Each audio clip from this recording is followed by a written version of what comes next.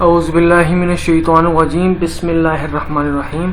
अस्सलाम वालेकुम स्टूडेंट्स। तो यह आगे हमारी फिज़िक्स 101 की असाइनमेंट 2, जिसकी जो टोटल मार्क्स हैं वो है 25 हैं और उसकी जो लास्ट डेट सबमिट की है वो है 24 जुलाई है।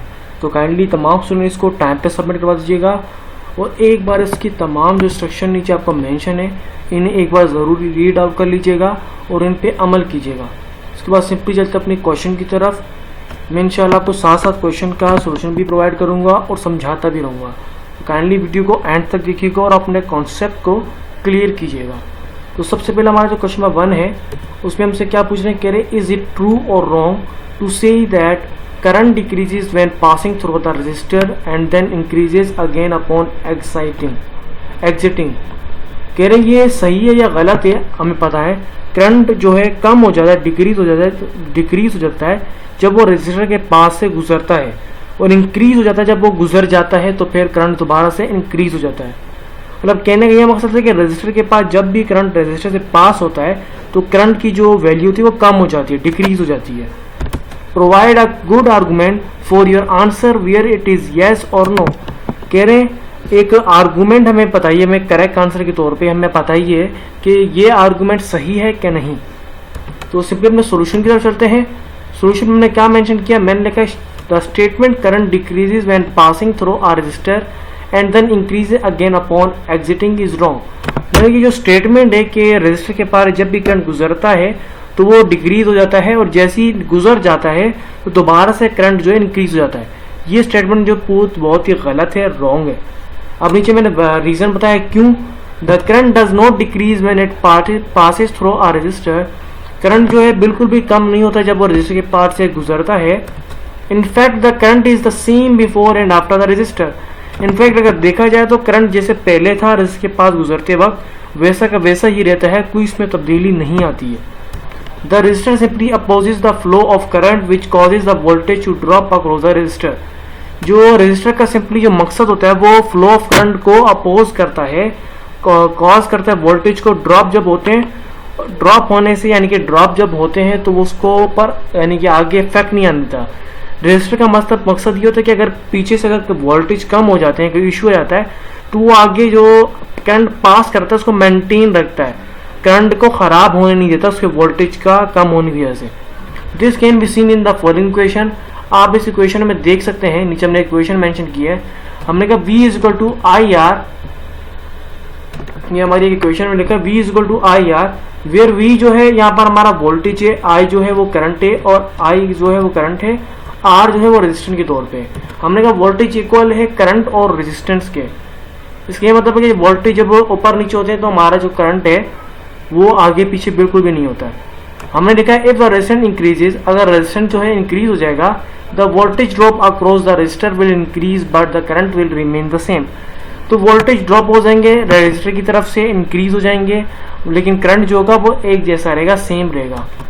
Here is analogy that may help your understand the concept. Imagine a river flowing, sorry अब मैं लिखना भूल गया, हमने आर्गूमेंट अपनी कंफर्म करनी थी, ये मैंने एग्जांपल दी है, मैं हेडिंग आना भूल गया तो यहाँ मेंशन कर दिया। मैंने कहा हियर इज एनालॉजी, हमने कहा कि एनालॉजी है जिसमें आपको अंडरस्टैंड कराएंगे कॉन्सेप्ट का कि किस तरीके से वर्क करता है। हमने कहा इमेजिन करें river flowing through a narrow passage, एक रिवर फ्लो कर रहा है, एक नैरो पैसेज थे। The narrow passage would be like a resistor, narrow passage जो वो रजिस्टर की तरह है, and it would oppose the flow of water, वो जो वाटर का फ्लो इसको अपोज करेगा। The water would still flow through the passage, जो वाटर है वो फिर भी फ्लो करेगा पैसेज से, but it will flow slower than it will if the passage were wider, लेकिन ये स्लो होगा जो पैसेज जब होगा wider. The same things happens with current in a circuit, ये सेम चीज जो होती है वो करंट के साथ होती है सर्किट के अंदर। The current will flow through a resistor, जब करंट होता है फ्लो होता है रजिस्टर के अंदर से, but it will flow slower than it will if there were no resistor, लेकिन वो बाद में बहुत ही स्लो फ्लो करेगा अगर रजिस्टर नहीं होगा। नीचे हमने सिंपली कहा है कंक्लूजन के तौर पे, हमने कहा कंक्लूजन के तौर पे इसका जो पूरी बात का कंक्लूजन ये है कि the current does not decrease when it passes through a register, कि करंट बिल्कुल भी कम नहीं होता है जब वो रजिस्टर के पास से गुजरता है। The current is the same before and after the resistor, current बिल्कुल सेम रहता है रजिस्टर से पहले और बाद में। The resistor simply opposes the flow of current which causes the voltage to drop across the resistor. Simply जो resistor है वो अपोज करता है फ्लो करंट को और वोल्टेज को ड्रॉप कर रजिस्टर के अक्रॉस। यहाँ पर हो गया हमारा क्वेश्चन 1 का आंसर कंप्लीट। अब बढ़ते अपने नेक्स्ट क्वेश्चन की तरफ। नेक्स्ट क्वेश्चन हमारा जो क्वेश्चन नंबर 2 है, उसमें क्या पूछ रहे हैं, कह रहे हैं using the law of physics, कह रहे हैं फिजिक्स के लॉ को यूज करते हुए एक्सप्लेन करें कॉन्सेप्ट, एक्सप्लेन दिस कॉन्सेप्ट, इस कॉन्सेप्ट को एक्सप्लेन करें लॉ ऑफ फिजिक्स को यूजिंग करते हुए। Why do waves changes path when their speed changes, कह रहे वेव्स को है अपना पाथ क्यों चेंज करती है जब स्पीड चेंज होती है। एक्सप्लेन दिस फेनोमेन, इस फेनोमेन को हमने एक्सप्लेन करना है। For instance using the mechanical comparison in the photo shown, हमें मैकेनिकल कंपैरिजन को देखते हुए इस फोटो में जो मेंशन किया गया है हमें इसको एक्सप्लेन करना है कि वेव जो है चेंज क्यों करती है पाथ को, स्पीड जब चेंजेस होती है स्पीड चेंज होती है। तो सिंपली अपने सोल्यूशन की तरफ चलते हैं। यह कि हमारा सोल्यूशन में सिंपली क्या है, the change in direction of waves when their speed changes in the phenomenon known as refraction. हमने कहा जब डायरेक्शन चेंज होती है, वेव चेंज होती है, स्पीड चेंज होती है, स्पीड चेंज होती है तो डायरेक्शन ऑफ वेव्स इसलिए चेंज होती है क्योंकि इस फेनोमेनन को हम कहते हैं रिफ्रैक्शन की वजह से।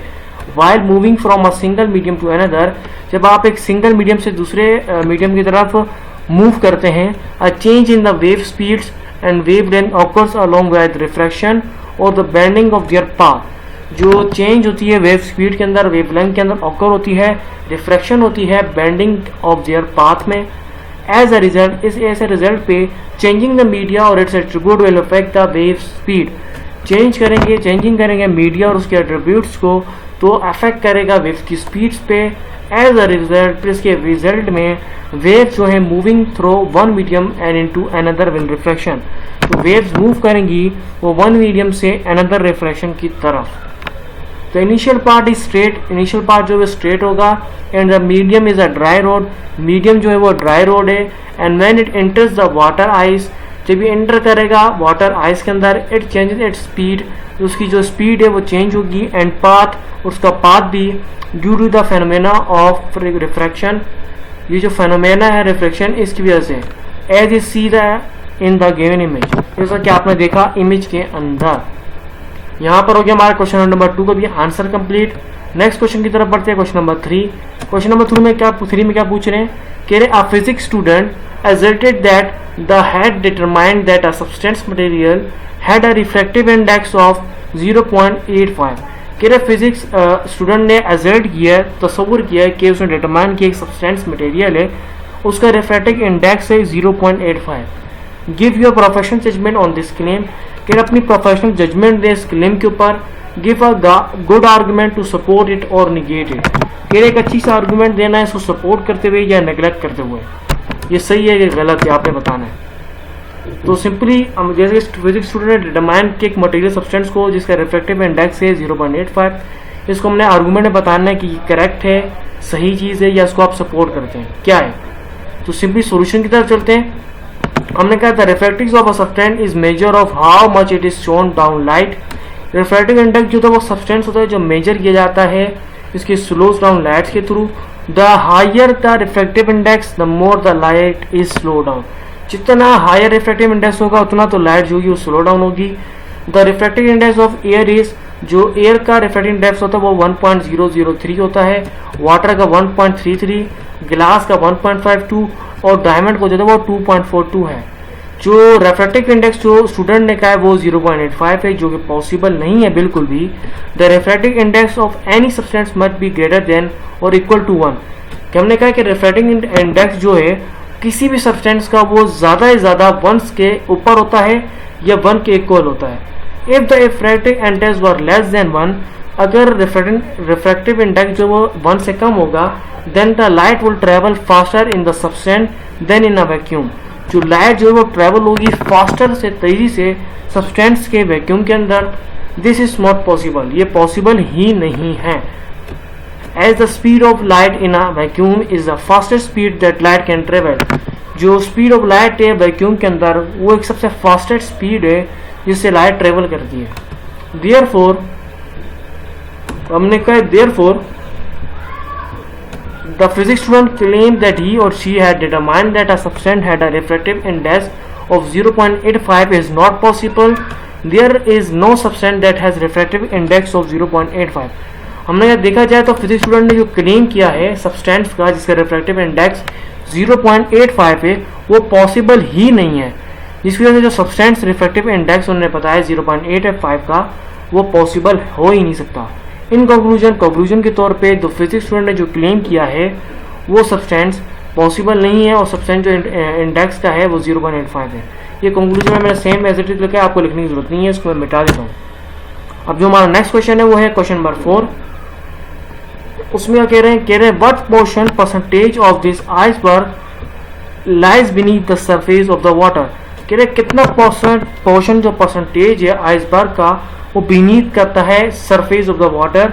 वाटर के अंदर कितना परसेंट आइसबर्ग का जो सरफेस है पोर्शन है वो कितनी परसेंटेज है जो नीचे है। यूज द डेंसिटी वैल्यूज को यूज करें, लिस्ट करें in the figure, use the law of physics to compute it. देखिए हमें बताना ये है कि हमें फिजिक्स का लॉ यूज करते हुए और लिस्ट करना है डेंसिटी वैल्यूज को कि जो आइसबर्ग नीचे इमेज में एक दी है, मैं आपको चीज़ इमेज की तरफ लेके जाता हूँ।